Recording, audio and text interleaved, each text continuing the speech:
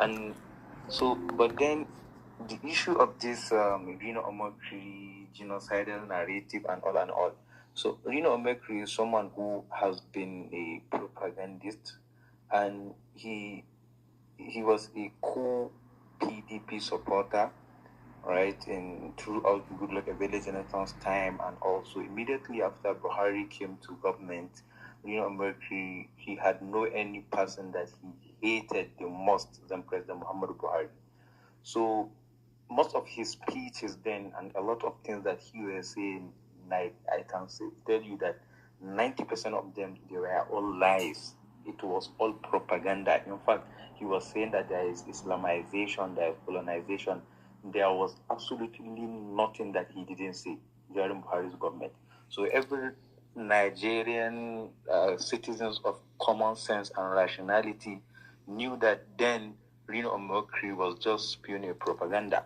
But then, of course, a lot of people who are now like saying that he's spewing propaganda and he's working for the government, then they actually agreed with Reno Omokri. They were the ones promoting Reno Omokri. They were the ones posting his speeches and tweets. You understand? And that is one of the problems with Nigerians. A lot of people, they are not being honest. That is the problem. Me personally, I'm very, very much happy that he has been exposed. The only thing is that the government, if it is the Nigerian government that sent or assigned Reno Omokri to go and bring this person and assign him to be the national figure to go and checkmate all these things to speak with these people, they made a very great mistake, because Reno Omokri is not someone that has a good image or national outlook, or someone that has the capacity to kind of speak within that, because he has a lot of bad images, lies. He's not an honest Nigerian. You understand? So you cannot send someone who is not an honest citizen to kind of approach a very sensitive issue of this nature, right? So, and then when you talk about the genocide, some people that are saying, regardless of whether Ted Cruz, he said there's genocide, we know that he said it, but then that does not mean we need to kind of look at what is actually happening. Do we truly have the Christian genocide in Nigeria or not? That's a very important question. Does that mean that Christians are not being killed? No, of course Christians are being killed. And then Muslims are being killed. Traditional people are being killed. People, atheists are being killed. Every single people. Someone's mic is on, please. Sorry, Dr. Musti, I apologize. Mr. Maximus, please kindly unmute your mic. Please, if you're not speaking, do not unmute your mic. Apologies, Dr. Musti. Please go ahead, sir. All right. So we kind of need to look at the whole picture. The question still remains, regardless of how every single person sees it, right? Everyone has his own way of viewing things, right? I'm not denying people their own perception or how they see it, but my own point is that, do we really have a Christian genocide in Nigeria, or we have the problems of terrorism and killings in Nigeria? The answer is the latter. We have problem of killings in Nigeria, regardless of religion and tribe. That is the absolute truth, and that is what can be verified. Any other thing to say that, okay, Christian are being, because when you say that there is a Christian genocide, it literally means that Christian population in Nigeria are being systematically, and there is no any data to back this up, right? Even if you, like, for example, you bring a data of this particular location, like 10 Christian people are being, they just happen to be the victims of that killing. That does not mean that it is the Christian population that are being systematically targeted. So there is a difference. So, and in all these killing, as I said earlier, it transcends any religious or tribe or whatever. It is just generalized killing we have in Nigeria. So if this bill is kind of going to, which of course you know from the way their approach, it's not that okay, they really cared about the Nigerian population or Nigerian masses. That wasn't the thing that stemmed them from talking about it. It wasn't. But if at all they are all after checkmating the actual cause of the problem or the killings in Nigeria, they should go ahead. Nobody is against it, right? But the narrative that Christians are being targeted is false. And the thing is, the implication of trying to promote a false narrative is that you are also going to be affected at the end of the day, and you are not solved. You are not being exonerated. Anything that affects Nigeria, long as you are a Nigerian, you are also in. So it requires a broader sense of thinking so as to kind of come to the realization of how to go about it. Thank you very much. Thank you very much, Doctor, for your wonderful submission. I will pass the mic to Haruna. Please, those who were here before this individual calling up to speak, if you want to speak, please, can you kindly raise your hand and I know that you're ready to speak. Haruna, you have the mic, sir. Good evening, Mindset, and to everyone, or good morning to everyone that's on the space. What a lovely topic. And these are trying times in Nigeria now. And the destabilization is going on jet speed. Now they are bringing religion, saying we have massacre. Well, Mindset, if you remember, prior to the last election, there was a day they were in your space and it nearly went on to this topic that we're discussing today. Is there genocide in Nigeria? Are we, after telling each other the truth about what is happening, or are we just want to play to the gallery? Now, before this thing escalated to the level that it is today, let's take the history of even the ISIS, the creation of ISIS. Who were the mentors and who were the founding people that funded ISIS? Up to down from Iraq, Syria, down up to the Maghreb, there's the Sahel belt of Africa, and down up to Nigeria. It is clearly seen that is the Western government that just created this propaganda instrument to keep on depleting nations of their rare resources. A known certified member of ISIS is the president of Syria today,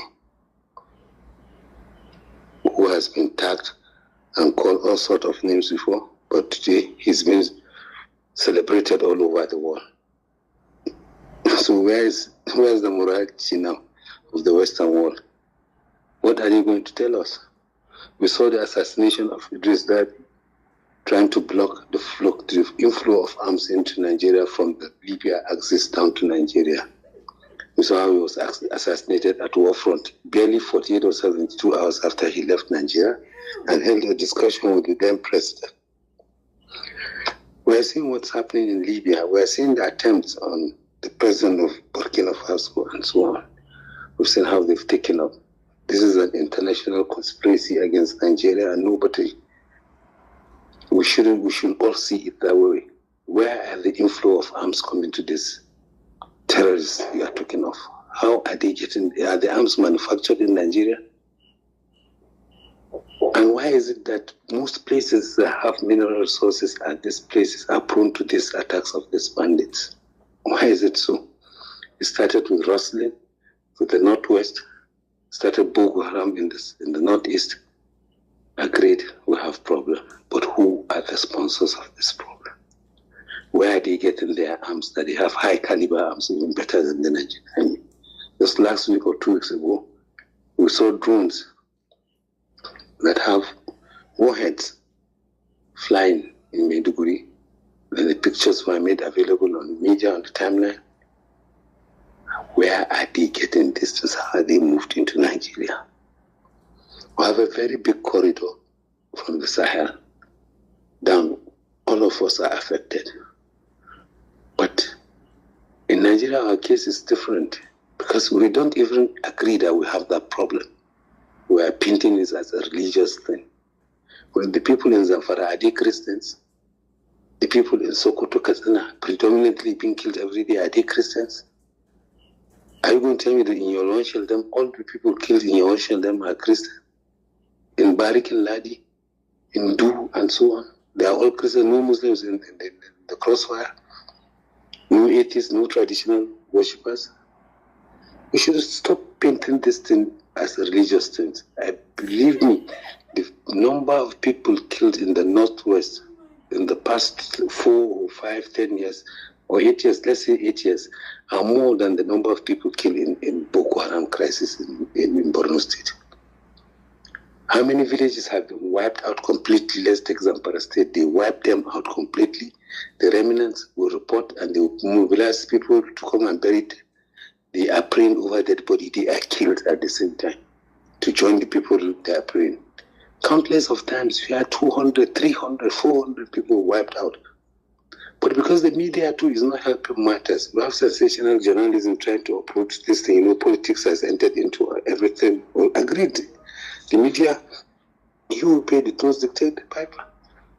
So they will not allow your media even to channel and give you these resources. There's a new woman in Zamfara operating a mining company processing gold. All the communities around that communities, they are dead.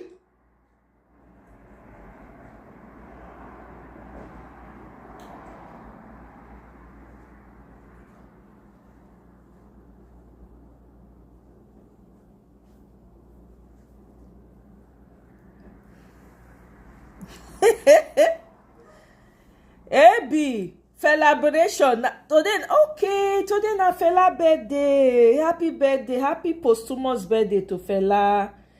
Leave me, Ebi, leave me. Leave me, oh Ebi, how you dey now? Welcome. Every time you come, you dey always come find my trouble. I no understand. Why you dey always find my trouble? What did I do to you? Or what will I say? To brainwash you. He creates this thing, he sends it to you, and he makes you think that he's not sending it to you, and he just confuses your brain. Why? Are you going to tell me now that Iraq is better today than when Saddam Hussein was there? Are you going to say Libya is better than when Gaddafi is not there? Guys, let's see this thing as a national problem. It's affecting everybody. Everybody is affected. Why did you not come out and talk? It doesn't come as a Muslim, Christian, atheist, or whatever. My brother, all of us are victims here. Everybody has his own side of story. Like the last speaker said, if everybody were going to sit on his side of story, the country will never move forward. I escaped more than 6 kidnaps on the farm, on the road to the farm, or traveling here and there. We're all victims. We have brothers that are killed. We have workers that have been slain on our land farming. We've seen it directly. Not that hearsay. Directly. There's a day I ran on my feet more than a kilometer. I was confused. I didn't know even where I was. And coming back, a lot of people dead. This is happening every day in the world. But even this one that you personally, is not even on the media. Or even when it gets to the media, you hear government turning the story, the narrative upside down. So let's see this thing as it is, please. Forget about Ted Cruz. What does he know about Nigeria? What does he know? These are sponsored CIA narratives to just change the direction of our own thinking, of our own problems that we're facing, to give us another gloom reality. The white man cannot come. If they can, why don't they go to the Democratic Republic of Congo? Why don't they have them there? Africa is bleeding. We just want to be like morons. We just take the dictate of the white man while you are bleeding. You are suffering and smiling, as I would say. If you are comfortable out there, think of your brothers, cousins, sisters, neighbors that are at the root of the problem, what they are going through. This characterization of Nigeria or any genocide is just bullshit as far as I'm concerned. No, until we see the reality, we'll never get it right. Thank you, myself, for giving me the opportunity. All right, thank you very much, Haruna, for your wonderful submission. I can see quite a number of persons raising their hands. Mr. Tapel, sorry, there's this guy, there's Mr. Mahmoud Kabiru Kola. I think I'm butchering your name. You've been here since, and you have not raised your hand, so I just wanted to make sure you're still with us, right? Okay. Yeah, I'm still here.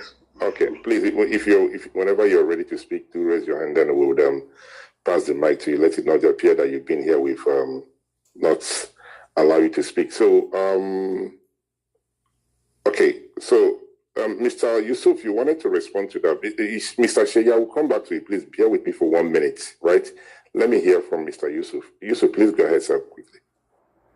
Okay, here's what I want to say. The last speaker is talking about a CIA plan, an interventionist plan, and all of that. If I'll be very frank with you, I think whatever interventionist plan that will come from any CIA whatsoever is what happened in 2015. Bam. And basically that is where we are. Bam. And by 2015, I'm talking about the foisting of Buhari in power. Bam. From that time till date, what we have noticed, like I said earlier, is a huge flow of funds from the US. I think Nigeria was one of the greatest beneficiaries of foreign aid from the US, military aid to the Super Tucanos and all of that. On the contrary, while you would have expected that to crush terrorism or to crush Boko Haram, or at least to maintain it localized as it was prior to 2015 in the Northeast, it saw the proliferation of Islamist group. Boko Haram graduated to swearing allegiance to the Islamic State, and then Shekau was taken out. ISWAP came in. So basically, it was one terrorist group to the next, and then the next thing we saw, the body language of the government was that it became sympathetic to their cause by saying that while you have tens of thousands, some will put it to about 40,000 Nigerians outside as displaced persons, refugees in Niger Republic. We were busy flying terrorists in planes, sewing new clothes for them, finding ways to compensate them, placing them in strategic places and all of that. So that changed the policy of the Nigerian government and made Nigeria a safe haven for the growth of terrorism. Now, with regards to saying that they are trying to bring chaos and all of that, I don't understand what you mean. In a country where there is a genocide, in a country where you can kill 400 people in one day, in a country where you can kill 256 people in one day, in a country where you wipe out a whole lot of people in one day, what is the level of comfort that anybody should enjoy? Secondly, I mean, it is not the first time in Nigeria that people are speaking about genocide. It has been a subject for over a decade. But then the question is, why is it a problem to the government now that some other people have picked interest in it? So what exactly do we expect of the victims of these killings? Because I can tell you, if you want, I can take you to a refugee camp where there are people that have been there for 12 years. Now I'm talking to you about a child that is 10 years, 8 years old, that doesn't know where his parents left. So he just wakes up and then there's a line of classrooms, and then the mother goes and all of. When you hear stories of what's happening to people becoming IDPs in their own homeland, it doesn't make sense. The clear scenario, especially in the Middle Belt, where you have Islamists sacking people from their homes and the government doing nothing to resettle those people, it doesn't add up. A scenario where people are wiped out and there is no measure to sack or to chase after the people doing the killing, it doesn't make sense.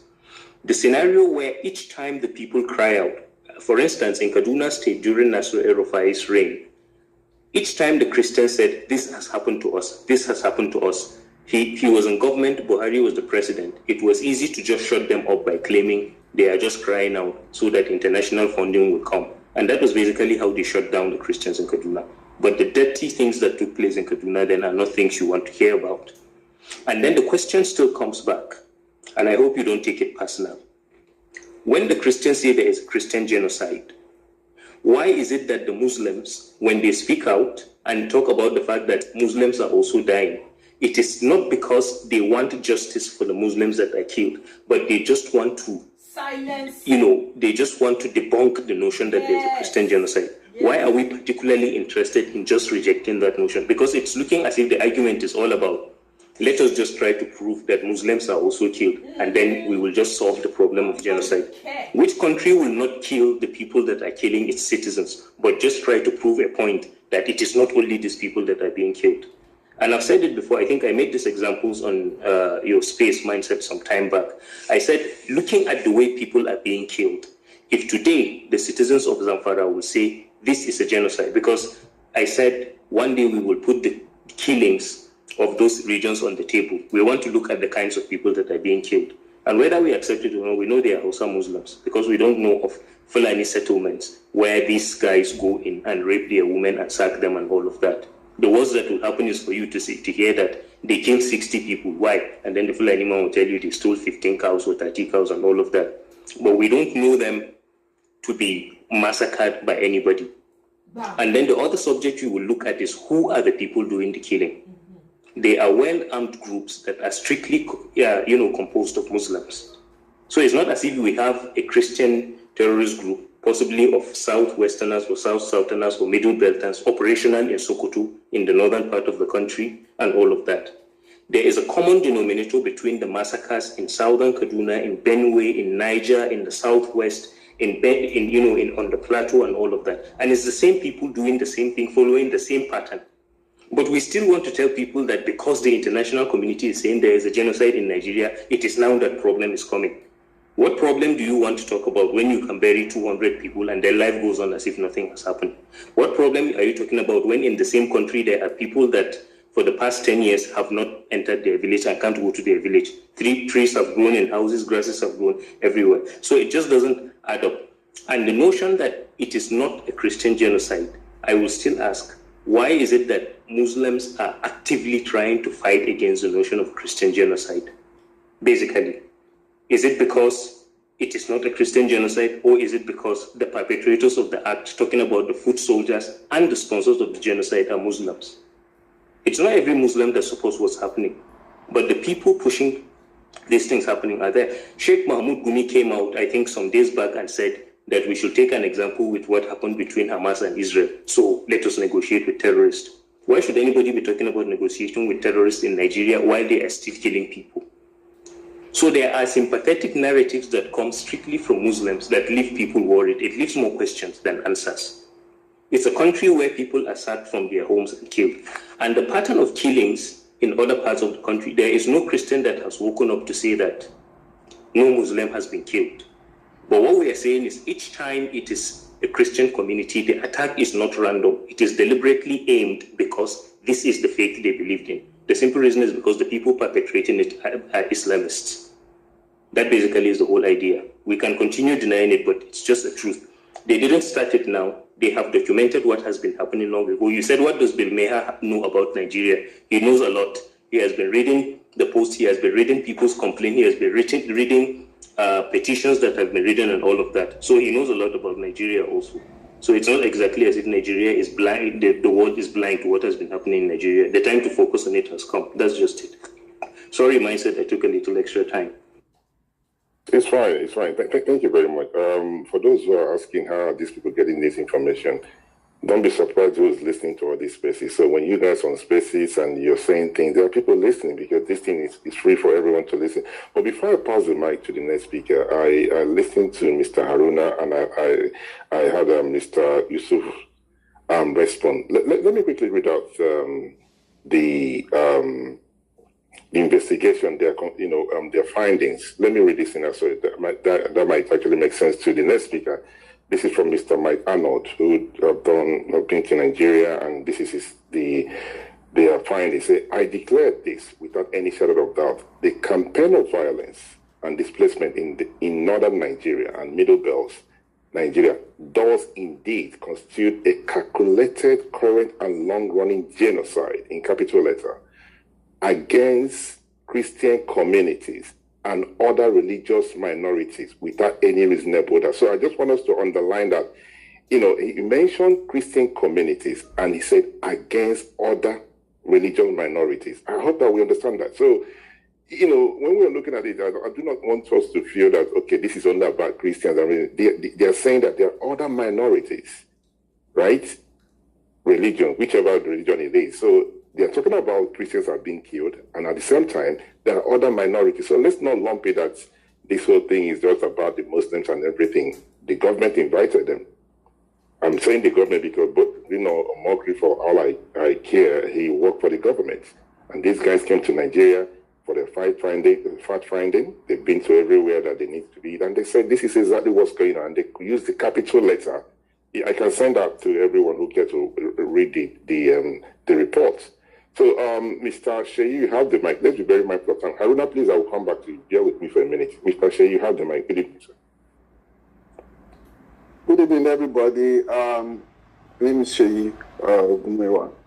I'm not going to dwell on trying to disprove what other people have said, trying to say that it's not a Christian genocide, everybody is being killed, because Haruna has really dealt that topic a big blow. But what I want to add up here right now is about the culpability of the Nigerian government.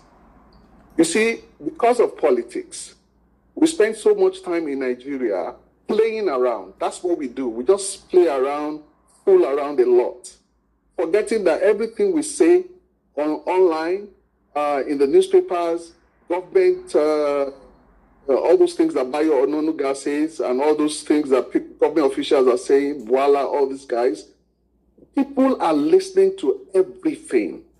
And all these problems started from Buhari's time. What's this guy's name? Malami had a list of 400 terrorism sponsors. Nothing happened to that list. We never got to know those guys. You think that they will give you the names of 400 people? America does not have it. They got 6 people in Dubai saying that these guys had so much money and they were sending money to Nigeria. And they had, from investigation, they were able to pencil down 400 other people living within Nigeria. And we did nothing about that. And then there are people here trying to get into Dubai. Dubai is sending, Saudi Arabia for Hajj. Saudi Arabia is sending them back. We are just playing. They come here and they just continue their lives, making fun of others, talking like tomorrow is never going to come. Look, this is the time that we need to give account of us. I've seen a lot of people, government officials, frothing in the mouth because people are saying that there's a genocide. They never said anything when other people were killed, whether Muslims or Christians. The other time, people were killed in Kwara State, the president went to Akwa Ibom instead. Nothing happened. People are watching. People know that things are going on. So for somebody to come and say, they want to come and take over our country, they want to put boots, for what gain? If you are talking about the resources, this Zamfara gold has been going on for a long time. We do not have one single bar of gold in the Central Bank of Nigeria. Bam. Where is the gold going? Bam. The governor that was there, that groomed all the bandits and all the criminals, Matawale is now defense minister. Look, everything that we are doing today has been documented. We are just playing around. For us to be sending people like Boala going on TV and talking Reno and all these people, we are just wasting time. Before the Western people, before they come out to talk, they will have gathered enough information. It's the same way they catch criminals abroad. They could trail you for 2 years, 3 years and say nothing. But now they have come out to tell you what is going on. There's no amount of defense that you can put up. They know what is going on.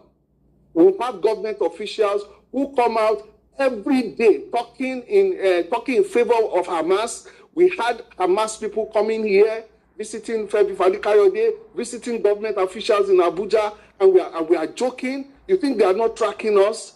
Please, let's be serious. This is the time for us to fight for our country. We want peace in Nigeria. This is not about Muslim alone or Christian alone. We want peace in Nigeria. I grew up in Kano. I went to secondary school in Kano. My parents were in Kano for 30 years. I faced this kind of harassment from Muslims, and I know what I'm saying. I saw so many riots in Kano, and what I'm just saying here is that look, we cannot continue to play and pretend that nothing is happening. I stopped going to the north finally when I was in my final year in university, when I was almost killed on Zaria Road because a man thought that I was young and I was not praying. He said it in Hausa that why will I sit in the car and I was not praying? I was not doing salah. Wow. Look, what I'm just trying to say here is that As long as government is looking the other way, people are being killed every day, we are just joking. People will come. What happened in Ghana? Ghana people, the Ghanaian government said, every time you see a Fulani man with AK-47, shoot it. What are we doing? People are walking around, walking from north to south, walking around the country with AK-47, meeting government officials with AK-47. And somebody is saying that it's not about religion. It's not about this. It's not about that. They put on new clothes for these guys, tell them that they are welcome in government, give them money and all this thing, even fund their marriages and salah. What are we talking about? If somebody is a criminal, the government is supposed to go out and go after all criminals. The other time when Buhari was there, they said I think Fashoranti's daughter was killed on the highway by Fulani. This same Tinubu was asking, where are the cows? Was making a joke of the whole thing. Now we are here where people are being killed every day. There was about 3 weeks, I was documenting, I was writing down how many people were killed in Nigeria every day, road accident, terrorists, natural disaster. People are dying in hundreds of thousands every year, and nothing is being done. Please, let's be serious. The Nigerian government is culpable, and people have seen through them, and there's no amount of washing that will clean this government. We have to do something. This is the time. Thank you. I don't want to take so much time. All right. Thank you very much, Mr. Sheyi, for your wonderful submission. Yes, I do agree with you. These guys are listening. If you doubt that they are listening, I would like anybody who have the time to go and read the report from Foreign Relations, right? You find out that most of the things that are being said here, these guys are following it. They made mention of some of the things that the senators and the spokesperson of the government, what they said. And one of the ones that hammered so much was the one by Nonoga. So they are listening. Some of them are on this platform listening. So we have to be very, very mindful. Thank you once again, Mr. Sheyi. I'm going to, because I don't know if I'm able to pronounce this in Takuluku 7, right? Sir, you should have been the next person. Good evening. Please bear with me for 1 minute. You should have been the next person. But please, if you're okay with this, please, can you kindly mute your mic, sir? Thank you. Please, can we allow Haruna, because he wanted to respond to Mr. Yusuf, if that's okay with you. If not, I will pass the mic to you. Are you okay with that? Just to allow Haruna to respond quickly, and then we'll come back to you. Yes, thank you very much. Haruna, you have the mic. Let's keep it brief, please. You see, mindset, a lot of people don't even know the difference between grant and aid or outright purchase of military equipment. When Buhari went to Trump was after America first. Nigerian government purchased the Tucano jets from America. It was not an aid. He paid billions for that. First, you should understand that. And you see, that is the context that people just use words that they don't know the meaning of what they're saying. People that don't have any, people that have been sponsored. This guy is a sponsored guy to a lot of NGOs that were funded by the CIA. We've seen a member of House of Reps in the chamber in America detailing how you spend funds in Pakistan, in Afghanistan to Taliban, and in Nigeria specifically mentioning Boko Haram. Then what are we seeing? You said a member of Reps was reading from a document that they've funded in Pakistan, and they funded Taliban, and they funded Boko Haram. It's not me that said that. A member of the Congress. So then what are we all saying? You see, that's the narrative. What is happening with all these NGOs that we have in this country? They're just being used stupidly without them even thinking in their heads. Changing the narrative of our culture, changing the narrative of our educational system, changing the narrative of our healthcare, changing the narrative of our food security even. And stupidly, we are not even seeing that effect on food security. We are not seeing that. Maybe in the next 10 years now, you will never have any seedlings to in your barn if you are a farmer. because the incursion of GMO. When we were kids, our parents would go farm maize. You see, they would be tied in the kitchen, in the thatch roof. For next farming season, we just pick it and plant it. But now what is happening? So these things are layers, are in layers. And not until one is not being daft, that is just after dollars, we'll see this thing clearly. How much is Bill Gates spending in Nigeria now to suppress even the use of pesticides, herbicides, and so on? Leaching your soil. When we have arable land that are just naturally fertile, when you apply compost, you farm without anything. But stupidly, we are destroying our soil. We are destroying the profile of our soil. Leaching. And everybody will dance. I will have you eat big banana that is as big as your arm and you're happy. You're eating good banana. Not knowing you're taking poisons. Look at the rate of cancer, diabetes, blood pressure, and so on in Nigeria now. Nobody is even thinking of that direction. When I say people, when they talk, they should talk with basic facts. Not people should just have the mic and say what they want to say. These are facts, and we've seen it all over. Muslims are not. How can a Muslim support genocide? When first, in your own religion, you have been told that la ikraha fi din, there's no compulsion in religion. There's no compulsion in religion. And for every soul that is killed, it's like you've killed humanity. And when you save a soul, it's like you've saved humanity. That is the teaching of Islam. Islam has, you see, my action should not be judged based on Islam. I am Haruna for every act I've done. Let it be considered that it is Haruna that has done it. There's a difference between Haruna and Islam. There's a difference between Zari and Christianity. His act is not supposed to, I should not use his act to judge Christianity. And likewise, you would use my own act to judge Islam. How can you be Muslim and you support killing of human beings? How? Where is your faith, man? Your faith completely is being destroyed. From the moment you think of destroying, taking somebody's soul, you are out of Islam. And it is stated if you kill, you should be killed. Just like the laws of Moses, eye for an eye. There's no any prerogative to kill him.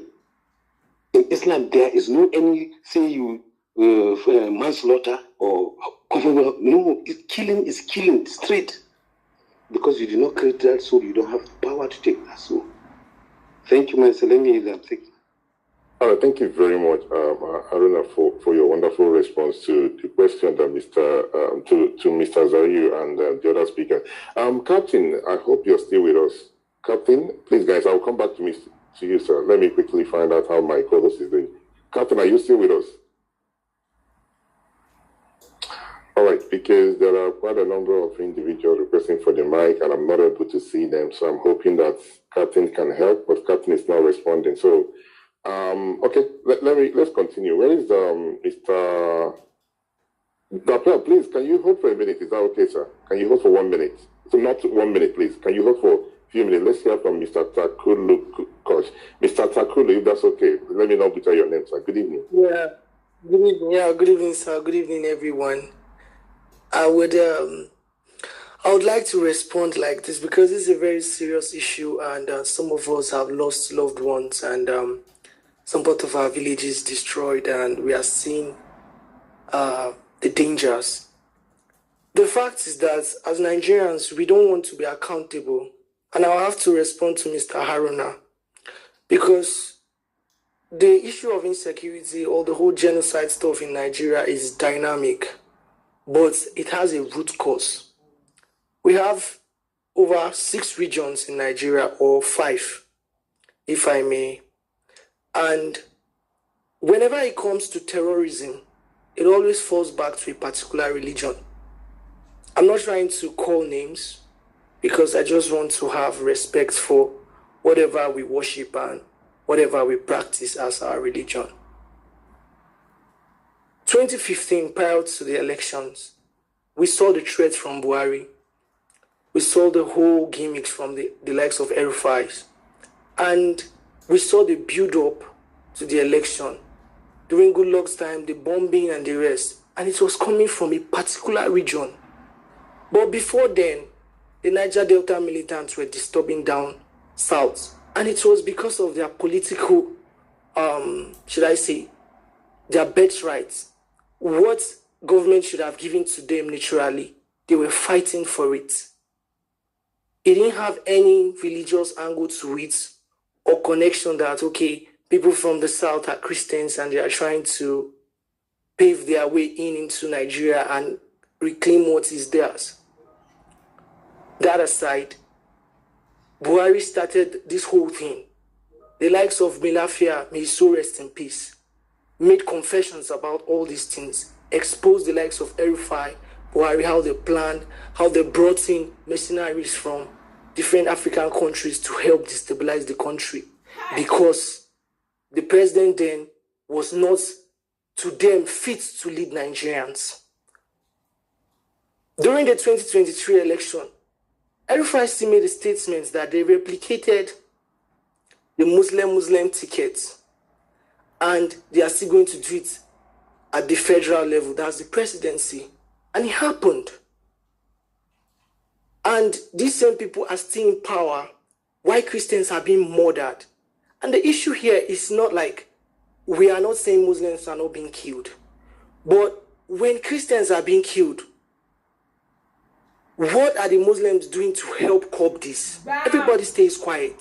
Bam. Now that we have international attention and people are saying there is a Christian genocide, we now start seeing the Muslims being proactive, all the IOI influencers coming up to say, it's not only Christians that are being killed, Muslims are also being killed. Nobody stopped you guys from saying Muslims are being killed before Bam. Now. Nobody tells your story better than you do. Imagine if they attack my village in Benue, and I come out to say my village is being attacked, and you wake up from Kano and say, me too, my village is being attacked. How's that my business? My business right now is that my people are being killed, and I'm calling for help. I'm calling for succor. I'm calling for protection. And that should be my target.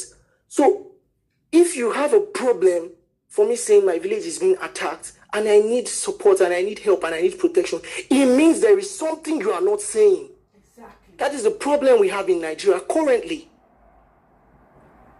We've seen all the terrorist groups that have risen in recent times. Tell me which one would blow up a place, kill a village, and you now hear them praising their own God, saying to the glory of this particular God from, a Christian God, we are happy this is done. Or somebody say, in the name of Amadioha, we are killing these people. It doesn't happen. But we have a particular region, the northern region in Nigeria, that whenever terrorists attack, and you hear testimonies from survivors, you hear them saying all these things, that they chant this thing, giving praise to their God. And we have their leaders going to romance a terrorist in the forest, offering peace deals. The like of Sheikh Gumi, we've seen him multiple times going to have meetings with these people, and he's a religious leader from this particular religion. Then they come on this space and tell us that they don't support this. Silence in the face of injustice is also a way of support to injustice, because what you are not condemning, you are also promoting it. Yes. So we should be very direct, we should be very truthful, we should be very sincere with ourselves, because most times they kidnap pastors and they don't come out alive, like the recent one that just happened. They don't come out alive because they are Christians. We've seen where they behead Christian leaders on live footage. What are people from this religion doing to curtail all these things? But no, they go, they give them peace deals. They rehabilitate this crop of people just because they are from the same religion and the same region. And we still want to say there's nothing like Christian genocide happening in Nigeria. So I would just like to round this up because I don't want to take much time. We all know what we are doing in Nigeria. And once there's a problem on the table and we don't proactively curb or stop that issue, it will come back to haunt us, because what we say and what we do is who we truly are. That's our real character. And like Mr. Haruna rightly said, that when somebody commits a crime, you don't go to judge the person's religion or whatever. But as a Nigerian, if I commit any crime tomorrow internationally, they will trace it back to my nation. Likewise, if I'm a Christian and I do something wrong, it will fall back to me, because That is what I represent. That is what I portray. That is what I stand for. So we should start telling ourselves the truth. Our religious leaders here are romancing terrorists. Bam. Our religious leaders here are promoting the killing of other people from other religion. Yes. And we are not doing anything about it. Then when those people stand up and say, there is a Christian genocide, we will come here to start playing the victim card. Time has come for us to tell ourselves the truth. Whether we say it now, we will die. Whether we don't say it, we'll still die. Bam. Of recent, that he was interviewed on channels by Shehu. We heard all what he said. Buhari was part of it from his own statement. El-Rufai is part of it. The Buhari that said they will soak the blood of the dogs and the baboon, is he alive today? Oh. So I'll just stand up and say, whether we like it or not, the truth is in our front. Yes. We rather stick by it, or we allow the enemies to overcome us. Thank you very much. Bam. All right, thank you very much, Mr. Takuluku. I hope I pronounced your name the right way, please. If not, correct me. Yeah, you did. Thank you. See, I'm doing my best. Now, unfortunately, the co-host is not responding, and we have quite a number of persons who are requesting for the mic. Before I pass the mic to the next speaker, I would like to ask if anybody can see Mr. Abdullahi Baiki on the platform. If you can see him, please do raise your hand, and I will pass the mic to you. And if that's the case, we probably will need somebody who will volunteer to be a co-host.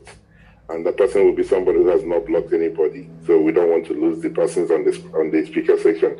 But it's been a very interesting conversation. I must commend everybody. We are keeping it civil. We are not abusing anybody. We disagree with somebody, and we tell them the reason we disagree with them. Doctor, you raised your hand earlier on. Please go ahead, sir. Yeah, thanks. So this issue of one side trying to say, no, there's no genocide, there are no genocide. I'm wondering. So you see, if the bill or the US Senator or the lawmakers pushing for it are saying Muslims are killing Christians in Nigeria, now it will make a lot of sense for some people to come and start saying no, because the truth is there are plenty Muslims who are not doing any harm. It makes sense that way. But they are saying these are extremists that are killing people because those people have faith. Now let me ask you a question. And perhaps the answer to this question is the reason why these lawmakers that are pushing this bill are targeting government officials. Has Boko Haram ever attacked mosques? The answer is yes. Have they attacked people in marketplaces? The answer is yes. Have they attacked people in churches? The answer is yes. Have they attacked government institutions like police headquarters, UN buildings? The answer is yes. But have they ever attacked any political rally in Nigeria? The answer is no. Why? I'll pause here for now. That's quite a very interesting one. I've never actually thought about it that way, but I'm going to do more research on that. Then I'll probably be able to respond to that. So if you're just joining us, please, and you would like to contribute, I will indicate by raising your hand. If not, I will pass the mic to those who raise their hands. So I do not want it to be like the conversation is leaning one side, right? So if there's anybody who just joined and you would like to contribute, please do raise your hand and we'll pass the mic to you. Mr. Yusuf, you raise your hand, please go ahead. So my friend kept saying it is not, it is this, it is that, it's not this, don't give it religious coloration and all of that. It's a simple question. And then the idea of trying to use the example of Bill Gates, GMO, destroying, our agricultural sector and all of that, that affects everybody. But the question is simple. If basically we want to even excuse the killers and say they are just opportunistic killers that were handed arms, they don't have a mind of their own. Somebody from the West just flooded the country with arms. The question is, why is it only one particular religion that takes up these arms? An example is in the Middle Belt. Whether you accept it or not, we have suffered massive casualties in genocidal proportions. I've told you, I said there are communities scattered around the Middle Belt that for 5-10 years, people have not stepped foot. I have been to a few. Now, what do you think it is, if it is all about the people supplying the arms? And then maybe you will find the person that has left his community for 5 years is more likely to pick up arms, to go and kill the person occupying the place and reclaim his home. But that's not happening. Just barely 24 hours ago, a reverend was complaining that the meeting was held with Mieti Allah and a couple of other people, and he wasn't invited. I mean, feeling these are affected communities. Why are you holding meeting without us? And once he saw it, he suspected there is likely going to be an attack on Christian communities. And they said, no, that he's just a noisemaker trying to raise unnecessary alarm, trying to give religious coloration to the whole thing. And barely 24 hours after he spoke, he had to officiate the burial of about 15 people. But then we still insist there is no religious coloration to it. And as I'm speaking to you, I can assure you that today, tomorrow, next tomorrow, just the way 258 were killed in Benue and nobody went after the killers, nobody will go after these killers. Mm-hmm. But you expect the Christians to tell you, no. So I don't understand. Is the wisdom that, what is the wisdom? Is it that the Christians should say, no, US, no, international community, don't dabble into our affairs. We are okay. We are living peacefully with our brothers, blah, blah, blah. We can't say that. Like I said, the simple thing is that there is a common denominator with the people doing the killings. That's one of the things we try to avoid. We want to avoid the people doing the killings and the reason behind which they're doing the killings. When Boko Haram came out, we had northern politicians lying and lying that it was economic hardship that made them pick up arms. They kept lying, even though Boko Haram said this is why. No. Sorry, Haruna. You know how things work on the platform. Just let him land. I will pass the mic to you. I apologize, Yusuf. Okay. Can you kindly round up, sir? You understand? So it's a problem. So my question is, if it is the West that is supplying arms so as to destabilize Nigeria, okay? Let's assume every Nigerian is peace-loving. They are supplying arms to destabilize. Why is it only Islamist group that are proliferating with sophisticated arms? Wow. One. And then two, why is it that the northern politicians and the Islamic clerics tend to have a sympathetic approach towards them? And when I say, I mean, just look at Sheikh Gumi, for instance, just look at the peace talks they hold and all of that. And then why is it that the only time you find people complaining about this thing is when the Christians, having suffered for over a decade these genocidal massacres, the very moment there is an international attention to it, I remember the same thing happened when the Archbishop of Makurdi went to the US to make a presentation. People came after him and said, it's a lie, there is no Christian genocide. Why are you only becoming vocal whenever the international community picks interest in the massacre of Christians in Nigeria, and then you are quiet about it? For instance, a large group of hundreds of terrorists flooded a community that they went for peace talks. And then a government official was present at the wedding of a terrorist. I didn't hear noise from the north. I remember when they slaughtered over 100 rice farmers. I didn't hear cries from the north. But the very moment the international community says, let's zoom in on what's happening in the Middle Belt, then everybody comes up and starts saying, no, is it that convincing the world that Muslims also die should be enough and leave people like that? What exactly is the logic behind it? I also want to understand that. Right. I would have loved Mr. Abdul Rahim to speak, but since Haruna unmuted his mic, I think we should allow him to speak. But before we do that, just let everybody on this platform know if you're not comfortable to speak, please, it's very important that you know that. So I've been informed that this thing is being streamed. I'm not recording it. It's being streamed. And I don't want a situation whereby, you know, whatever you say here or your comments, you hear it somewhere, you think, okay, how did, I wasn't aware that this would happen. This is not recorded, but it's being streamed. And the particular senator is interested in what we are doing here. That's all I can tell you guys for now. So if you're not comfortable and you think you don't want to be part of this, it will be fair. It will be the wise thing to do is just leave the platform right now, because whatever you say here might be used against you or make whatever is being done. I just wanted to be very clear and honest about this, right? So I just want us to be very mindful of that. It's not recorded, but it's being streamed. For a particular senator, he's interested. I don't know how they got to know about this, but somebody just informed me, so I just thought it's very important I inform the House as well. Haruna, please, if you can kindly, because of time, respond to Mr. Yusuf, then I'll pass the mic to Mr. Ibrahim. Yeah, I want to respond in just a few sentences, or few points. Now, if he can provide us of data of how many people have been arrested within within North Central that are manufacturing arms, high caliber arms within the North Central, how many have been arrested and what is their religion? One. I'm just moving location, so I'm just gonna. How many Benue citizens have been involved in this massacre that have been arrested and of the Christian faith? How many? And he can tell us how many prominent Islamic scholars have been killed by Boko Haram in the likes of Sheikh Jafar, offering Friday early morning prayers, that was killed at the pulpit while reciting the Quran and leading prayers. Sheikh Albani, when he finished his tafsir on his way home, he was massacred by this group of prominent Islamic scholars in hundreds.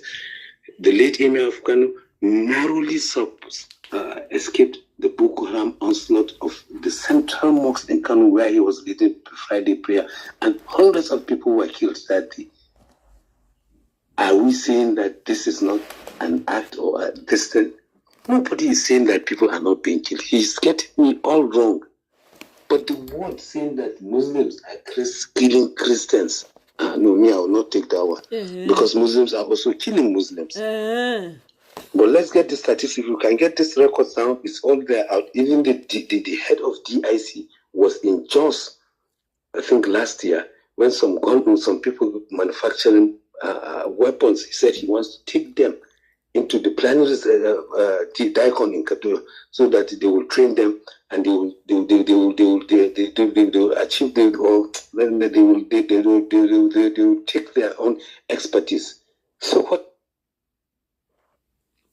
Kai! Sorry, I think I may have pushed something there.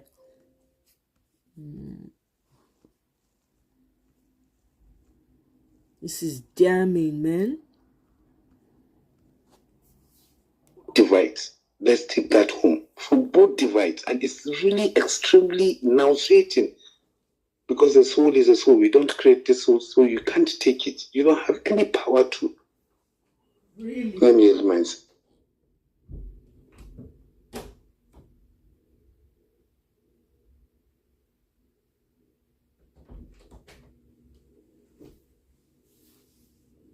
What happened?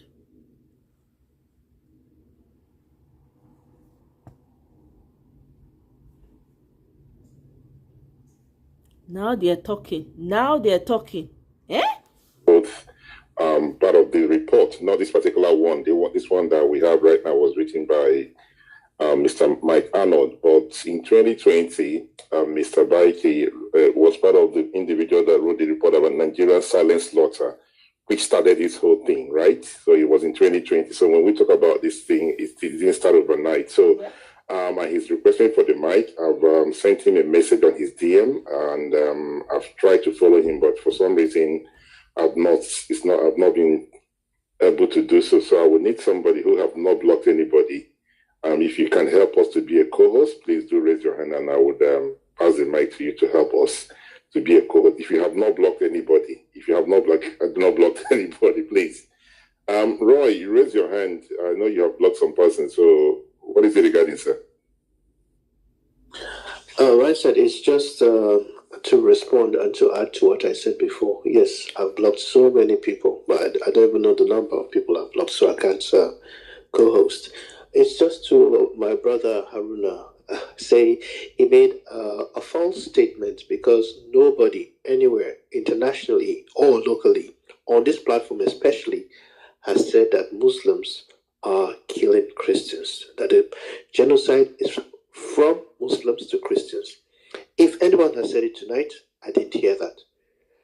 Like what I have put on the Jumbotron and what everybody else has been saying is that terrorists have been attacking Christians. I have been a victim. My childhood friends, and the post is still there on my timeline, have been victims. There are villages in Kaduna, southern Kaduna. It's clear. So we are being disingenuous when we try to make victims into liars. This thing has been there for years. And it is terrorists disguising or coming in the name of religion that are doing this. They will slaughter Christians. They will put them, tell them to line up and shoot.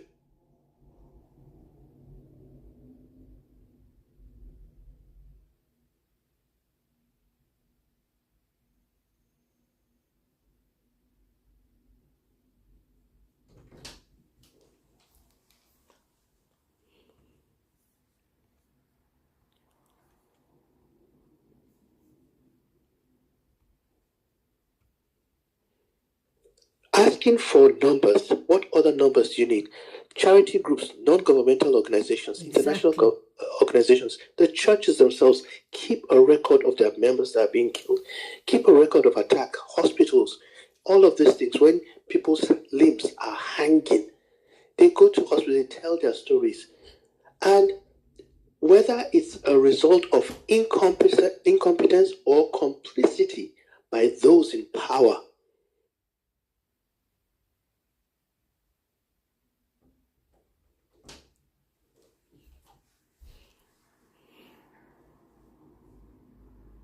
I don't know what's going on. Oh. Eh? What's going on? Why does it keep stopping? Even in southern Kaduna, not southern Kaduna itself now, the southern part of Kaduna capital, I've forgotten the name, Sabun, Tasha, and all those places where attacks have happened. These things they are recorded. Nobody has ever said Muslims are not being attacked. We've said it repeatedly. So when you keep saying, no, it shouldn't be like this, it shouldn't be like that, it just makes it feel unfair. Very, very unfair. Because, like I said, I know people. Their pictures are up. People that I grew up with in primary school. People that I went to work with. I know personally the reason why I left Kaduna was because I was affected. I had just had a son. And I said I wasn't going to live here anymore. I was going to leave. So when we say it and somebody's... It makes it feel like... is it that this person doesn't want to listen, or they're trying to make me feel like I'm mad? What I heard is not what I heard. What I saw is not what I saw. I think we should just... We are asking for support from the true Muslims to stop this. Exactly. And it's not a battle against religions. I yield. All right, thank you very much, Roy. Please, guys, we're going to be very mindful of time. It's actually 2 minutes past 12 where I am. And we'll be able to carry everybody along as we pass the mic to Mr. Abud Rahim. Abud Rahim, you have the mic. Good evening.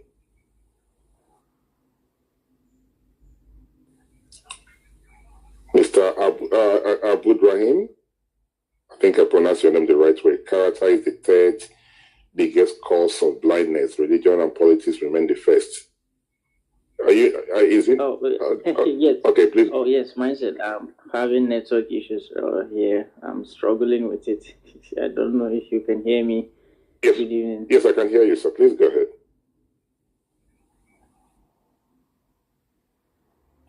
Yes, Mr. Okay, I think we've lost him. So as we wait for him to rejoin, Dapel, please, is the urgent that you have to speak? Can we please carry the other two speakers have just joined us? Please, if that's okay with you, sir. Are you leaving right now? Yeah, and I was just trying to ask Haruna a few questions, but that's okay. I can wait. Okay, please, thank you. So the next speakers wouldn't take more time. Max 2 minutes, they will be run. Okay, hi, Jimmy, you have the mic. Good evening. Hello, Mindset. Good evening, and good evening to everybody. I've been listening for a while. I just decided to join to just chip in my own little sense. I heard, I'm not sure who made that statement about Muslims are not killing, is it Christians? Whichever way they put it. So, in as much as nobody claimed that, but is it just a coincidence? I mean, it's just too much of a coincidence. Can you mention a situation an incident whereby it was testified that the person that carried out mass shooting or mass killing, or a particular set of people that carried out mass killing, came out with their guns and they shout in the name of Jesus before they start shooting people, or the blood of Jesus before they start shooting people. Is that just a coincidence? I have a list of over 100 pastors, priests, clergymen that were killed by so-called bandits, terrorists, whatever name you want to give them. Could you please mention 2 imams that were killed? Or any imam that was shot, beheaded, strangled, burnt? Can you mention any? How many mosques have been burnt so far? The statistics are there. I'm going to put some on the jumbotron. These are facts. It's not emotion. How many churches have been burnt? Now, let's do a little bit of mathematics. Do you know the total number of people in the IDP camps? Do you know how many Christians are amongst those people in the IDP camps? Bam! In as much as I don't want to condemn a whole religion because of this, but guess what? Enough is not being done to condemn it by the good Muslims amongst of you. We have a lot going on within the Yoruba people. You know, the Yoruba knows you have the Omoluabi standing up against them. Within the Igbos, we have the Biafrans moving mad. We have the Indigos, the sons of the soils and the daughters. They are calling them out publicly. Can you tell me how many Muslims have actually come together to condemn this act? Bam! Hold spaces. Always see people that are wanted worldwide, that are tagged as terrorists internationally, coming into Nigeria, being welcomed. They're being treated like kings. So no one is attacking the Islamic religion, but somehow the religion itself happens to find itself in chaos. Anywhere there is chaos, the religion is there. It's just coincidence. So no one is saying your religion is bad, okay? It's just that whenever there is violence, whenever there is killing, whenever there is beheading, whenever there is people being burnt, whenever there is a church being burnt, coincidentally, your religion is there. And that should be worked on. Let us see more people coming out to speak against this madness, not condoning it, but condemning it. Are you back now? Thank you very much, Jimmy, for the wonderful submission, and thank you for keeping to time. So we're still struggling to bring up Mr. Baike. So if anybody on the speaker section can see him, please do let me know. Can make you a co-host. So Mr. Yusuf, you say you have a question before I pass the mic to Mr. Abdulrahim, please, because he's been waiting, and we have Miss Fresh. Okay. No, yeah. So I just wanted to respond to a certain point that Haruna was asking, that who are the people being arrested as gun runners in the Middle Belt? You see, in Kaduna State, there was a point in time, those terrorists that Sheikh Gumi loves to defend and tell the Nigerian army to not be aggressive against them. There was a time they shot down a fighter jet. They attacked Nigerian Defense Academy. They kidnapped students from School of Forestry. They did a whole lot of evils. And then Sheikh Gumi, I think the most prominent Islamic cleric in Kaduna, started off as if he was condemning them. The next minute, he started sympathizing with them. And the next minute, he clearly tells Nigerians that if we want peace, we shouldn't provoke them and all of that. As a matter of fact, he went ahead to say that we shouldn't vote for anybody that has planned to.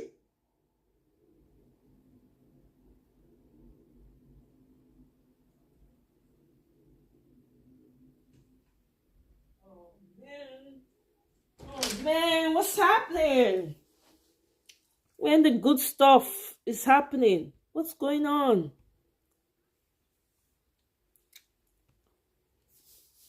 Further than 100 meters, and then you display him with locally made pistol and then name him as the supplier as the gun runner to the terrorist operational in Kaduna State, it insults common sense. The same thing on the plateau. You go to a community and you kill over 400 people. Then a day later, you round up 4 vigilante. All of them, they have tribal names, and then you shoot them. Clearly, the notion is that the people sat down in a community and decided we hate Fulani Muslims. So some of us will come and attack in the night. We will rape our sisters, we will kill our wives, we will kill our parents, and then we'll turn around and say they attacked us. And then the military will come and discover that they are the people that attacked themselves. I think it's a very dumb narrative. It has been repeating itself. It happened in Kaduna. It's in Kaduna. I remembered on this platform, people were mocking us, saying they will just go and drink Bukutu. Then they will kill themselves. Then in the morning, they will say it's Fulani people that killed them. So the point is simple. As far as the Middle Belt is concerned, what gives it a genocidal dimension is the fact that the killers are not being brought to book. In the case of Benue, over 200, I went to the community twice. I've got names, over 258 or so, even though they started denying it by saying 50, 57 and all of that. There were over 250 people that were killed. And then after some time, they went and arrested 30 thief people. So the question we're asking is, these thief people, they just woke up in the morning and decided to kill their people so that they will say Fulani attack them. Or what exactly is the logic behind it? What is the logic of using RPGs, AK-47s? Sometimes, this gun, it was very popular during the Second World War, where you press it and then fire spits out and burns places. You use that to kill people in their hundreds, and then after some time, they will go and arrest local people with den guns and tell you that they are the suppliers of the weapons. I mean, how do you use a locally made den gun to shoot down an airplane? How do you use a den gun to attack the Nigerian Defense Academy? How do you use den guns to kill 400 people within hours and leave? How do you use den guns to pin down the military? Because in Benue, the military said that they'd stop them from going to offer assistance to the people that were being killed. So who uses den guns to do that?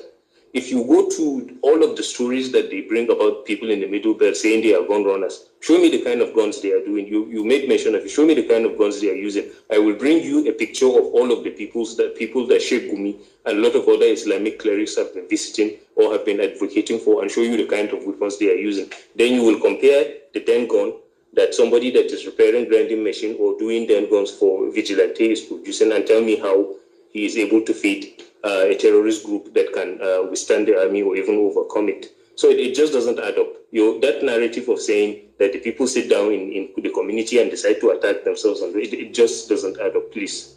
It's a problem. Thank you very much, Mr. Yusuf. Mr. Abu Rahim, please go ahead. Then I'll pass to Ms. Faith.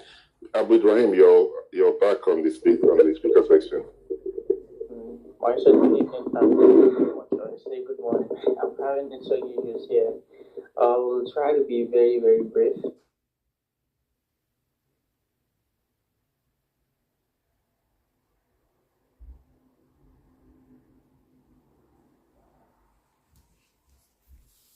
I'm not sure why it keeps cutting out, guys. I apologize. I don't know. Killings all over the country and all. Probably it will look as if I'm being defensive or something, but I'm not, because I do. I agree. Sorry, Mr. Abu Rahim. Sorry, I do apologize for interjecting. Can you mute your mic for a minute, sir, please? So, as I said earlier on, this thing is being streamed, and there's a particular senator, not from Nigeria, that is interested in what's going on here. So, I wouldn't want somebody to misquote you. So, if it's safe to do so, can you? I'm not sure if it's your mic or it's your background. Can you find a much better place so you can speak freely and audibly, so people can hear you, not so somebody will misquote you. I'm not recording this. I hope that's okay with you, sir. Okay. Yes. Am I audible now? Perfect. Please go ahead, sir. Yes. Okay. Yes, you are. Okay. So actually, I'm not going to go into detail. There are killings all over the country or so on and so forth. But the thing is that Sheikh Jafar Adam, Sheikh Albani Zaria are very, very respected Islamic clerics in the north. and they are victims of Boko Haram terrorism. It was very obvious and clear that they were killed by the Boko Haram members, Boko Haram terrorists, and so on and so forth. So someone asked this question, so hence why I'm bringing this up, is asking if there are any Muslim clerics that have been victims of Muslims killing or whatever. Also, some people are saying they are not trying to say it's Muslims killing Christians, but to be very honest, so many times I've listened to this type of conversations. That is the insinuation, actually. See, the thing is that there is genocide going on in the Middle East, but it's not Christian genocide. This has been my stand. But is there thief genocide in Benue State? Yes, there is. Because the word genocide itself, originally from the Greek word genu, meaning tribe, it cannot be applicable to a religion. But like I said earlier on this very space, I feel the term they are giving it Christian genocide, possibly because there is need for it to be heard. There is need for the world to know that people are dying in this specific place. No problem, but there is still that bit of disagreement. Why not call it thief genocide? Why not say it's Birum genocide when people are actually being killed there? Why do you have to make it a religious term? Why do you have to affiliate it to a religious term? To me, Gaskia, it's a bit not fair. You are rubbing on our faces too, because we as well are victims. Like I say, I'm a victim of bandits. I escaped bandit twice. I escaped bandit in Malu, local government of Zamfara State. I escaped bandits in Niger State as well, in around Wawa area, New Busa access. So, assuming I was killed in that time, they wouldn't have cared, or it wouldn't have mattered to them what faith I practice or whatever religion I belong to. So, you making it this, like I said, I do firmly agree that there is genocide in the Middle Belt, and the Birum people, the Thief people, some of the minority tribes in Middle Belt are getting wiped out. And who are the orchestrators? Who are those doing it? It's the Fulani terrorists, of course. Why? Because of course it's very obvious. Why would nobody would come and deny that fact? And the thing here is that you just cannot come into a community newly. I'm a farmer. I go to communities to farm. When we go there, we seek the support of the leaders there, the kings. We get land from them, we pay for the land, we cultivate, we are peaceful with the communities, we finish what we are doing there and we leave.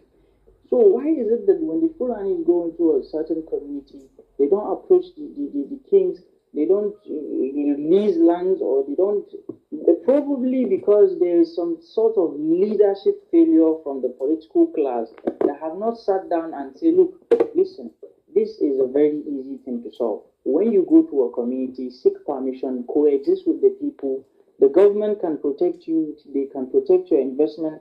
I feel there is just no just leadership in this country that would sit down and say, listen, this has been going on and on. Let's appeal to all groups. You that is coming to grace, do the right thing. You that is the owner of the land, please accommodate so person. Let them do their thing here. And we promise you there will be peace between you, the two of you. I feel, let's just get to the root of the problem. Like I said, see, the insecurity issue is affecting all of us here. It's everywhere. Hundreds are dying even here in the north. We are getting killed. We have relatives, families that are also victims. So, but when you give it a religious coloration, it seems not fair. And like I said, personally, I condemn these killings, and they shouldn't happen. They shouldn't also go on. Maybe, because me, I like being just, maybe they give it this religious tune so that it can garner it can gain that coverage or support. But regardless, it still feels a little bit unfair to us. When you say it's the Muslims killing the Christians, you kind of target to a specific religion, and you know, it's not really. I came to this space, that energy was everywhere, but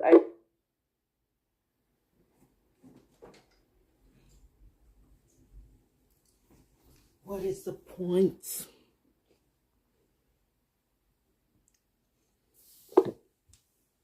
Thank you very much, Mr. Abdul-Rahim, for the wonderful submission. So before I pass the mic to Ms. Faith, let me quickly read this out. I think it's very important that some of us on this platform should go and read the findings from Mr. Mike Arnott. And I've read it out before, but I think it's very important I do so. He said, and I quote, "I declare this without any shadow of doubt. The campaign of violence and displacement in northern and middle belt Nigeria does indeed constitute a calculated, current, and long-running genocide against Christian communities and other religious minorities without any reasonable doubt." So I want us to understand that. So when we talk of somebody's mic is on, who might that be? Somebody's mic is, please, let's not do this now. We've been having a very interesting conversation, and if you're mute your mic, it doesn't help us. Okay, let me leave it at that. Ms. First, please go ahead. Hi, Emanse. Thank you so much. Good morning from here. Good morning, everyone. Thank you for giving me the mic. I was so happy just listening, but I had to come up when somebody started asking for numbers. I get really, really upset when people's lives are being talked about, especially when they are dead, and someone is asking for numbers or for data. Because even if it's just one person that gets killed, there is no justification for it, for somebody to just die, unnecessarily like that. But since he wants numbers, I'm just going to give him a few because I know that time will not permit us. Since 2000, an estimated number of 62,000 Christians have been murdered in Nigeria. And another report has it that since 2009, 52,000 Christians have been killed by Islamist extremists. And between 2019 and 2023, nearly 17,000 Christians were killed in targeted attacks. The first 7 months of 2025 alone saw over 7,000 Christians as victims and about 7,800 kidnapped. In 2023, 82% of all Christians killed for their faith all over the world were Nigerians. And this totaled 4,990, nearly 5,000 deaths. And just a little timeline. From June 8th to 14th, 2025, I'm sure most of us will remember this in Benue State, Fulani militants, who I love to call terrorists, left at least 218 people dead and over 6,000 people were displaced. In March 27th to April 13th, 2025 in Plateau State, within a 2-week period, Fulani terrorists killed 126 Christians in a series of attacks on villages. And in Christmas 2023 in Plateau State, a coordinated attack on Christian farming communities on Christmas Eve resulted in the deaths of at least 160 people. In June 2022, we all remember what happened at Owo in Ondo State, where over 50 parishioners were killed in the church. And between 2012 and 2014, Boko Haram, was responsible for attacks on over 50 churches. And one of these attacks resulted in at least 366 Christians dead. In December 30, 2013, the Chibok girls, we all know that. November 25th, I'm just rushing because of time. November 25th, 2012, in Kaduna, a suicide bomber attacked St. Andrew's Protestant Church and killed 30 people. In October 28, 2012, in Kaduna again, a suicide bomber targeted St. Rita's Catholic Church and killed 15 people, injuring dozens of others. And in August 2012, in Okene, Kogi State, gunmen attacked the Deeper Life Bible Church and killed 20 people. In January 2nd, 2012, in northern Nigeria, Boko Haram issued an ultimatum for all Christians to leave the north within 3 days. And that followed by a week of violence that saw more than 30 Christians shot dead. The Chibok abduction that happened, Christians were involved, and the Boko Haram abducted 276 schoolgirls. And I want to also give him some names of clergymen who were attacked by Fulani terrorists. We have Father Matthew, who was killed in Enugu, Pastor Beatrice Salah, a pastor of Ekwa Church, who was also killed in Kaduna. Reverend Ezekiel, in January 30, 2025, he's a pastor in Ekwa Church, and he was attacked and killed by people that were identified as Fulani herders, or rather terrorists. Pastor Musa, this was March 3rd, 2023, he and his two...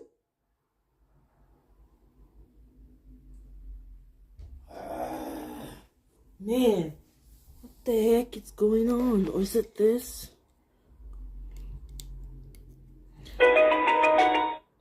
Bluetooth. Oh man, hold on 1 second. Or maybe it's my speaker. As Fulani men. His wife was also abducted. And there's a clergyman called Daniel Dambeki. In May 11, 2023, a pastor of the Ekwa Church and his wife and 41 other people were killed by Fulani militiamen.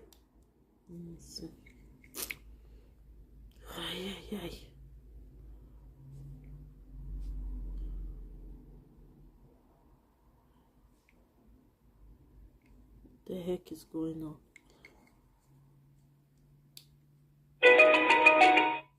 Bluetooth. We have a media blackout on the extent of what is happening in Nigeria. The terrorists are called bandits.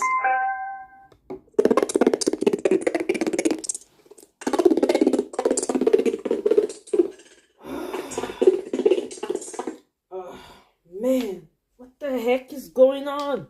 I may have to shut this down, guys, because I don't understand what's going on, to be quite honest with you. I don't know what's going on.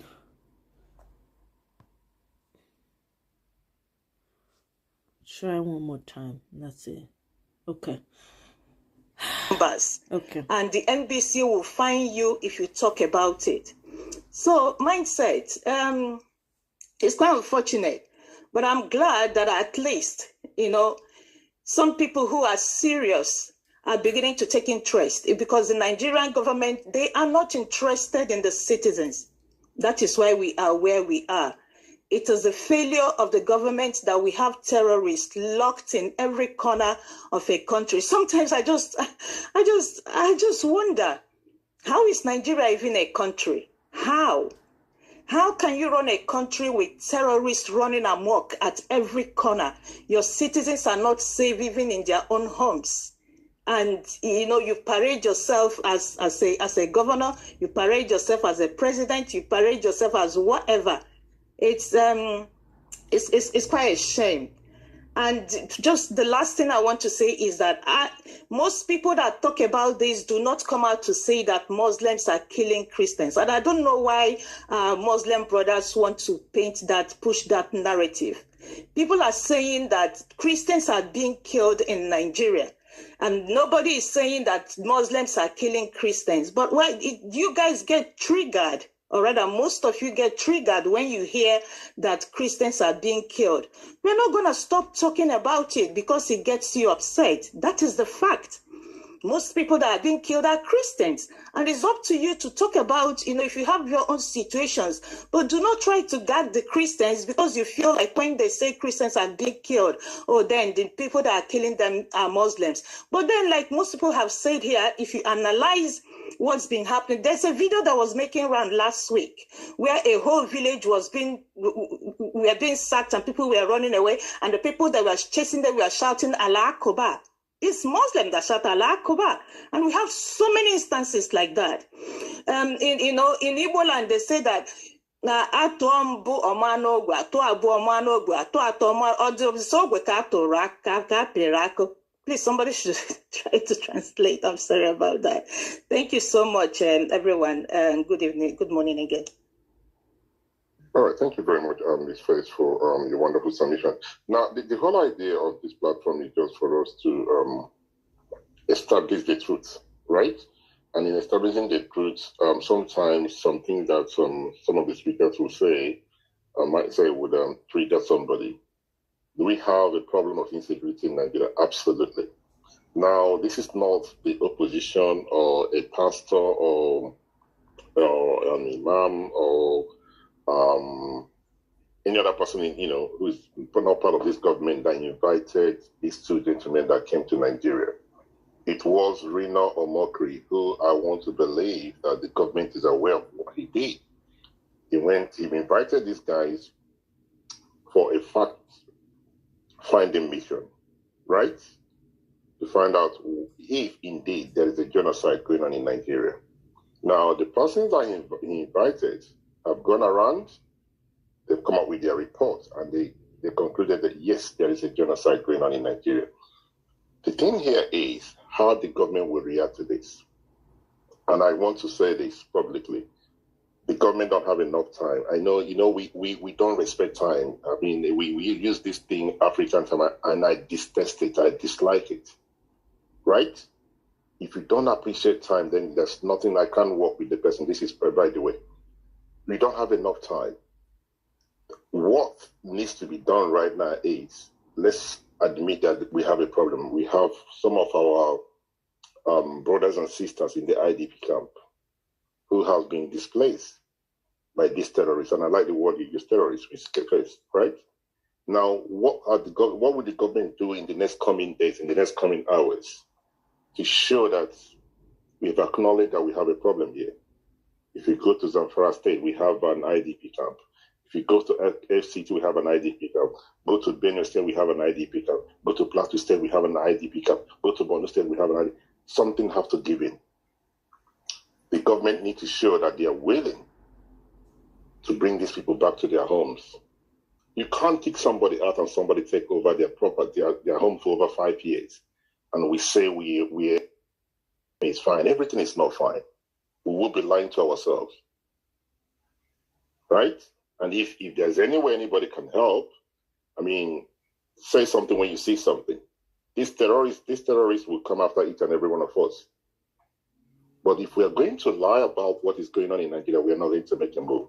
Because our media has, for some reason, best known to them, decided to suppress the truth. The media have decided to suppress the truth. That's why I've encouraged everybody who is hosting spaces. These people come on spaces to listen. They take data from the spaces. They go back and they say, okay, this is what we hear. If I didn't tell you guys that we have somebody who is interested in this in being streamed, you wouldn't know. But it would not be fair. It will not be fair on each and every one of you to hear tomorrow there was a space that, perhaps your name might be mentioned, I think, but I didn't know that was going to happen. I owe you that, I owe it to you to be honest about it. Right? So as we round up quickly, let's quickly hear from Mr. Young. Please hold your thought for a minute. I will come back to you. Dapel, I can see. Oh, Dapel, you wanted to speak earlier on, right? Yeah, I just wanted to ask Haruna questions. So initially he's saying he's misunderstood, that he's not talking that there are no killings. So I want to ask him this question, and I appreciate his honest response. So this bill that is to be passed is targeted at 1, 2, 3, 4 things. Let me just read them. It said to impose targeted sanctions against Nigerian officials who facilitate violence and underline facilitate violence. And he has confessed that he has escaped kidnapping many times against Christians and other religious minorities, including by Islamic terrorist groups. Impose targeted sanctions against Nigerian officials who enforce Sharia and blasphemy laws. require Secretary of State to designate Nigeria as a country of particular concern, require the Secretary of State to ensure that Boko Haram and ISIS remain designated as entities of particular concern. The two questions I have for you is that, number one, do you believe that this bill will help reduce the level of insecurity in Nigeria, to which you too, who you were, there was an attempt to kidnap you, will benefit from? The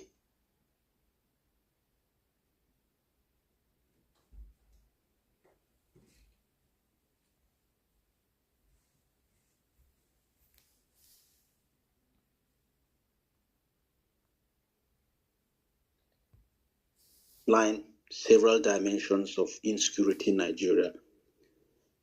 So these are my two questions. Do you believe this will reduce the level of violence in Nigeria? And are you in support of this bill to end violence in Nigeria?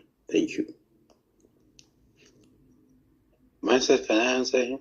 So sorry, I missed one question. So is your problem with the bill or how the bill is named? That's the third question. Sorry, thanks. Well, Dapper, you have the background of media, and with your background, you know that we have any other law to deal with whatever problem we have in Nigeria. There's no law in Nigeria that segregates from killings. Now, typical example, Dapper, an army officer was arrested shipping arms from Kaduna 1 division to Niger Delta. Today, that guy is pardoned. And those arms he has shipped to the militants were used to kill people within the Niger Delta region. So where is the balance of justice in this system? There's no way any sane human being will support.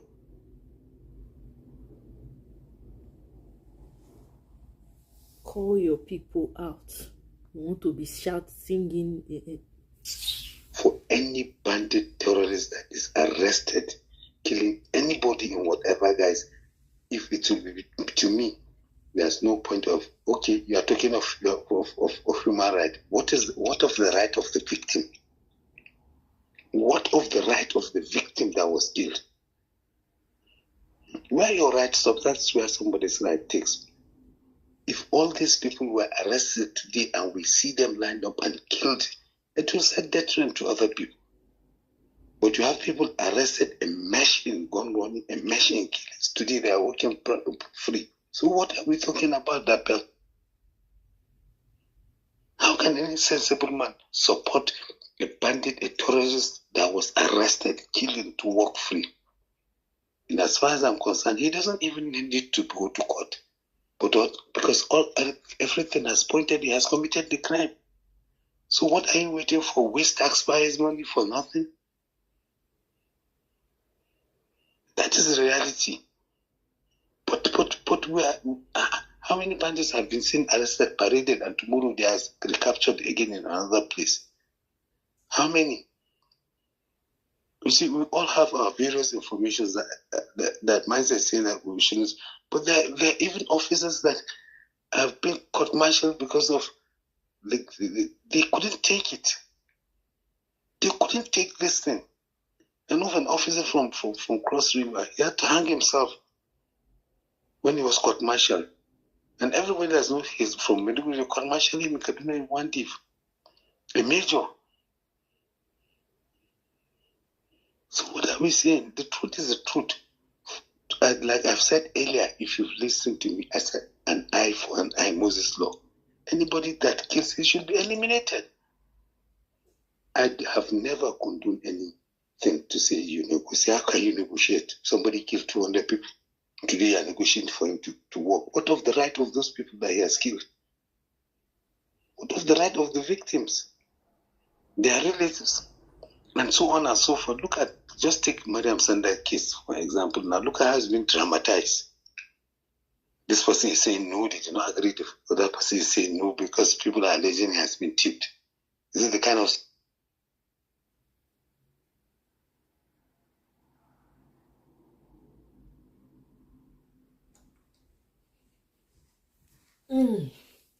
Omo, I don't know why my... But no criminal, no terrorist should be bothered. If you will kill, you are supposed to be killed. Simple. I yield. All right, thank you very much, guys. It's actually 12:40, so whoever is speaking, be very mindful of time. I can be able to carry everybody along. Mr. Nka, please go ahead. Good morning. Good morning. Thank you. I appreciate every one of you. What we are doing here is very, very interesting. I don't want to take too much time. I was a victim of religious attack myself. I am a pastor. So we went to a program in Jos, in the city of Jos. On our way back, we were with a bus written a church name. This is a church bus written a church name. People were aware that this is a church bus. So the people in the bus requested that the driver should park at the market so they can pick one was little time before going. We are heading to myself. We are heading to different places down the north. Anyway, the same north. Some of us, some were going to Kogi, some going to Abuja, some. But that bus was actually from Kogi State. The owner, the church that owned that bus is in Kogi. So the bus now helped some of us going to different places around the houses. So when they parked, all of a sudden, we just moved, got to somewhere. The driver said, "Let me urinate," and then parked, came back, came down. The next thing we had was, thank God all of us were in the vehicle. Some group of people rushed after us, some group of men. So the driver quickly jumped inside the bus, started the vehicle, and ran. But before he could start the vehicle, they were already around the bus. So what we had was, they started hitting the tires. They succeeded in hitting, as the driver was moving, the two back tires. So the driver ran. He got to somewhere that he felt a bit safe. He parked, he went to inspect those two tires. Then he continued. You know what happened along the way? We didn't know what they did to the tires. But that bus, the two tires busted as we were going. The bus flew up. Then we are now approaching Kefi. Somersaulted 4 times and landed. 2 pastors were confirmed dead in that scene. Some, the glass cut their necks. There was one elder, the thing cut his ankle. His feet were just dangling like slippers. The driver died in the hospital. A child died somewhere in coma. I came out of that vehicle I came out from the window of that bus. You see, the casualty that came from that vehicle and the loss we had as Christians, that thing affected so many people, because I met one policeman. I was not telling him that in Abuja, and the man said that in that bus, that his pastor died in that vehicle. So he asked me, "Were you in that bus?" I said, "Yes." You cannot remove this from religious discrimination and attack, particularly on Christians. There's no need to shy away from the truth.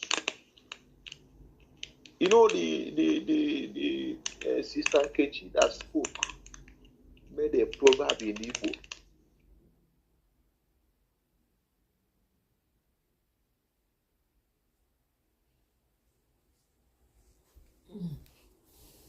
Okay, I think I'm going to just end it here because there's just too much hiccups. I don't know why.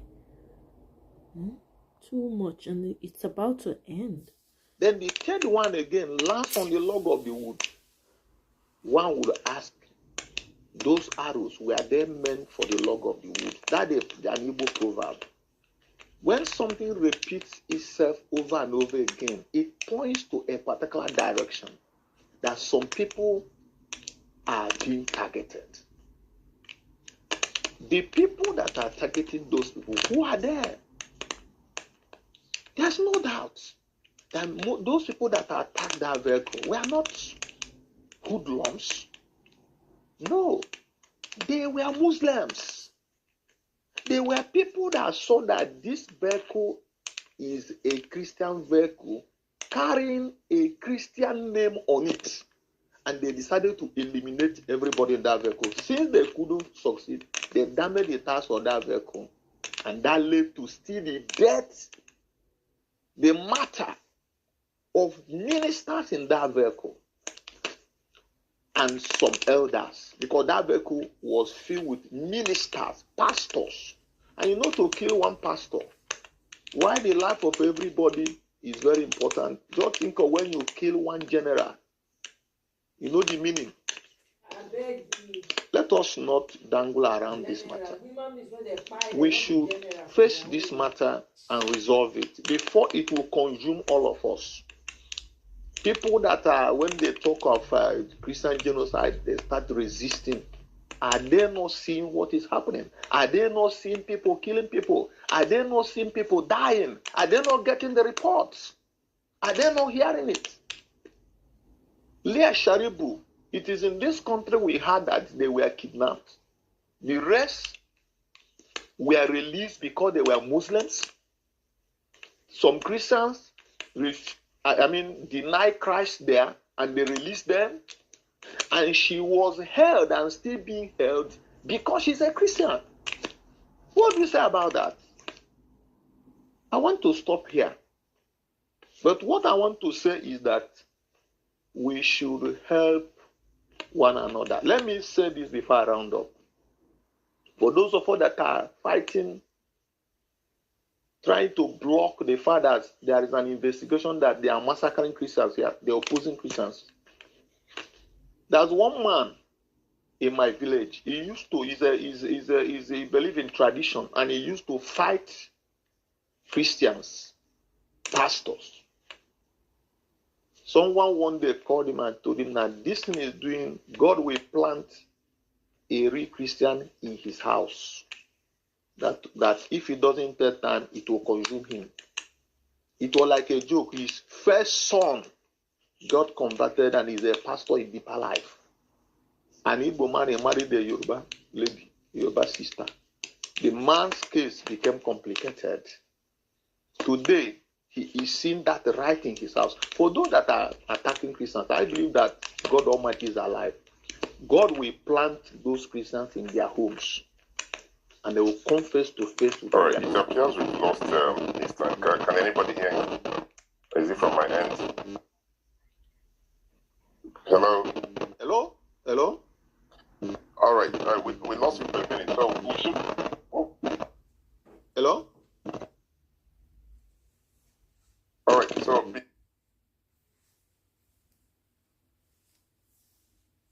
That's it. I can't. This is ridiculous.